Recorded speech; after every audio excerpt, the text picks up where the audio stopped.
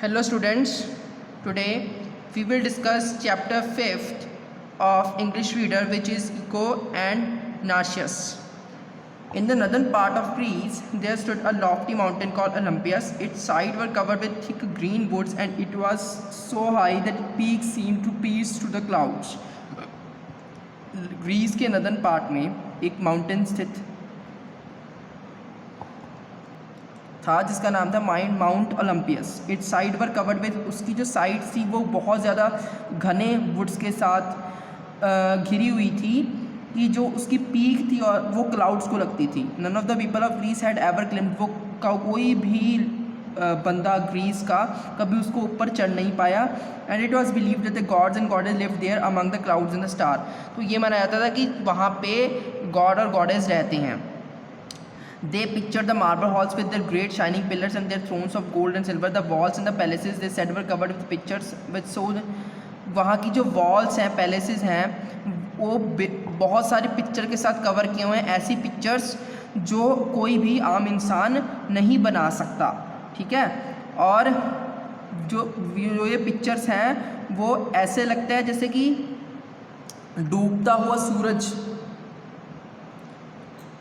The king of the gods was Jupiter, who ruled not only the people of the earth but also the mighty people of the heavens. तो God's का king किसको माना गया था? Jupiter को. वो not only मतलब अर्थ के लोगों पर भी रूल करता था और जो हेवन स्वर्ग के लोगों पर भी, उन पर भी रूल करता था. His wife was Juno. Juno उसकी वाइफ का नाम था जो रानी थी स्वर्ग की. Who helped in his work. Unfortunately she was selfish and jealous and often made herself and others unhappy. वो थोड़ी सेल्फिश टाइप की थी और जलती थी दूसरों से. इसी वजह से वो खुद भी अनहैप्पी नहीं रहती थी और दूसरों को भी हैप्पी नहीं रहने देती थी. She was always accompanied bye her favourite peacock. उसके पास एक पीकॉक था जो हमेशा उसके साथ रहता था. Besides Jupiter and Juno there were many other gods and goddess and they lived their lives of mingle joys and sorrows just like humans in the beautiful woods and fields up in the lands above the clouds and the star. Jupiter और Juno के अलावा भी बहुत सारे God और goddess वहाँ पे रहते थे जो अपनी लाइफ को हंसी खुशी या फिर कई बार दुख में बिताते थे. On the beautiful earth below lived beautiful female spirits called nymphs. और नीचे बहुत सारी अप्सराएं रहती थी जिन्हें अप्सराएं means nymphs. They were minor goddess of the forest, rivers, springs, meadows, mountains and sea. जो किसकी देवी थी? फॉरेस्ट की, रिवर्स की, स्प्रिंग्स की, मीडोज की, माउंटेन्स की और सी की. ठीक है. Among these nymphs were of the nymphs of the woods and forests known as Dryads or Oreads. One such nymph was Echo, who came to grief because she talked too much. ऐसी ही उनमें से एक अप्सरा थी जिसका नाम था eco, जो बहुत ज़्यादा बोलती थी. Poor Echo, now she is nothing but a voice, but there was a time when she danced and sang in the green woods with the other. Echo के पास सिर्फ एक उसकी वॉइस थी. पहले वो अब और अप्सराओं के साथ नाचती गाती थी. She had one great fault however she was too talkative. वो बहुत ज़्यादा बोलती थी और ये था कि जब वो एक बार बोलने लग जाए तो बहुत ज़्यादा बोलने लग जाती थी. She told such interesting story that her listeners would forget how the time was passing. वो उसके बाद बहुत सारी इंटरेस्टिंग स्टोरीज होती थी. जब वो सुनाने लगती थी किसी को तो उनको पता ही लगता कि टाइम कब पास हो गया. Many a times even Juno would come and listen by the hour to Echo delightful tales. कई बार जुनो भी, जो रानी थी स्वर्ग की, वो भी इसके पास आती थी स्टोरीज सुनने के लिए. But one day she found out that Echo was amazed her only to please Jupiter, for Jupiter sometimes grew tired of Juno and wished to be alone. कई बार जो जुपिटर था, राजा था, वो और अप्सराओं के साथ टाइम स्पेंड करने के लिए आ जाता था. तो एक बार जुनो से ढूंढने के लिए गई और उसने अपनी बातों में उसको उलझा लिया इको ने. तो उसने गुस्से में आकर इको को श्राप दे दिया कि अब तुम्हारे पास अपनी पावर बोलने की नहीं रहेगी, तुम सिर्फ वही वर्ड्स रिपीट करोगी जो दूसरे आखिरी में बोलेंगे. Now there was a youth named Narcissus who was beautiful as a sunny day in the spring, and he was brave and manly as well. Everyone who saw him loved him, but he seemed to have no heart, for he loved no one. तो एक youth Narcissus, एक जवान लड़का Narcissus बहुत ज़्यादा beautiful था. ठीक है. जो भी उसे देखता था पहली बार उसको उससे प्यार हो जाता था. One day he was wandering through the forest with some comrades. एक बार वो अपने दोस्तों के साथ कहीं पे जा रहा था. When he found that he was lost, वो गुम गया, उसे पता लगा. He turned to take the path which he thought was the right one, and in doing so passed by the top oak tree in which Iko lived. तो अपना path ढूंढते ढूंढते वो ओक ट्री के पास से गुजरता है जहाँ पे ईको रहती थी. The moment the girl saw him, she began to follow him. जब ईको से देखती है तो उससे उसे प्यार हो जाता है और वो उसको फॉलो करने लग जाती है. They went on his way for some time, Narcissus parting the branches in search of his comrades and Iko stealing softly behind him. जैसे जैसे वो अपने दोस्तों को पुकारता है धीरे धीरे ईको भी उनके पीछे पीछे बोलती है. Until the boy called out, "Is there anyone here?" and Iko answered, "Here." तो जब वो बोलता है कि इज़ देयर एनीवेयर, कोई यहाँ पे है, तो आखिरी वर्ड हेयर ईको पीछे बोलती है. The boy was bewildered because he could not see anyone to whom the voice could belong. तो वो कंफ्यूज हो जाता है कि वॉइस कहाँ से आ रही है. ठीक है.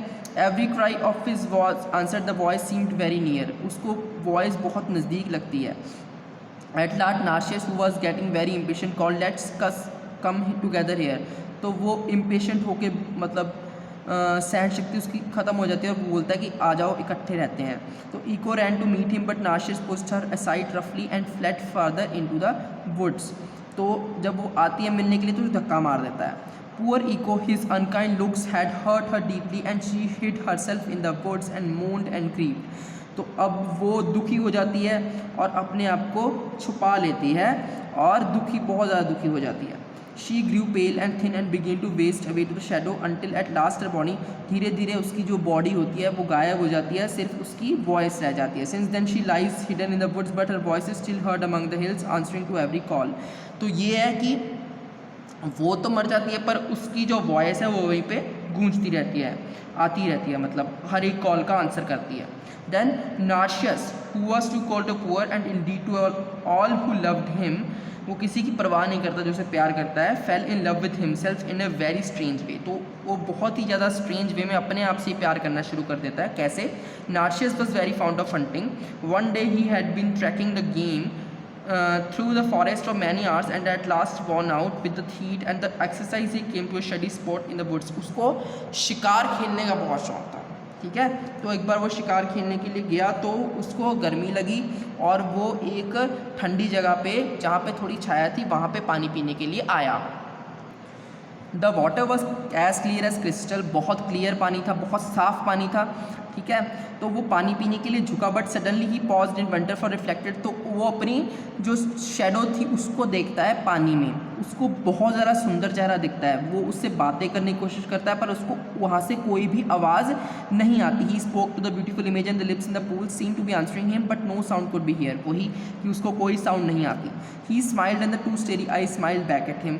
जब वो हंसता था तो वो भी हंसता था क्योंकि वो तो उसकी शेडो ही थी. When he bacon the image bacon the two.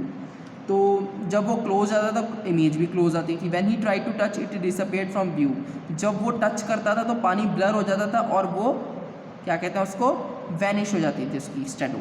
But when the water was still, जब वाटर थमता था तो फिर से उसकी शेडो दिखने लग जाती थी. He lost all desire for food और स्लीप. वो सारे डिज़ायर भूल जाता है अपने खाने के, सोने के, दिन का, रात का, सब कुछ भूल जाता है. ही ले ऑन द ग्रास गेजिंग. सारा दिन रात दिन वहीं ग्रास पे पड़ा रहता है, उसके इमेज के बारे में सोचता रहता है. When Apollo guided is morning chariot over the hill the face in the pool seem touched with the golden light. तो उस टाइम पे फेस पे ऊपर गोल्डन लाइट पड़ती है उसकी फेस पे शेडो के ऊपर, विच मेड इट जो उसको बहुत ज़्यादा ब्यूटीफुल बना देती है. और रात को when Diana drove her silver car through the heavens the poor boy could scarcely breathe for. तो रात को उसको प्रॉपर नहीं दिखता. Slowly he began to pine away. तो धीरे धीरे वो वीक होना शुरू हो जाता है, सूखना शुरू हो जाता है. The red left his cheek and his body grew thinner. उसकी बॉडी बहुत ज़्यादा पतली हो जाती है. The nymphs of the river and the और उसके बाद एंड में वो मर जाता है. The nymphs of the river and the woods all mourned for their dead friend. सारे शोक मनाते हैं उसके डेथ होने के बाद. They made preparation for his funeral but when they went to करे, वो उसको मतलब अंतिम विदाई के लिए प्रिपरेशंस करते हैं. पर क्या होता है कि जब वो उसको लेने के लिए जाते हैं, दे discovered that the body of the dead youth had disappeared. तो उसकी जो बॉडी है वो गायब हो चुकी है. In its place there stood a beautiful flower with a bright golden centre and soft white petals which nodded to reflection in the pool. तो वो देखते हैं कि उसकी जगह पर एक फ्लावर खड़ा है एंड और do this the lovely flower called the narcissus, उसके बाद इस लवली फ्लावर को क्या बोला गया, narcissus. So thank you students for today.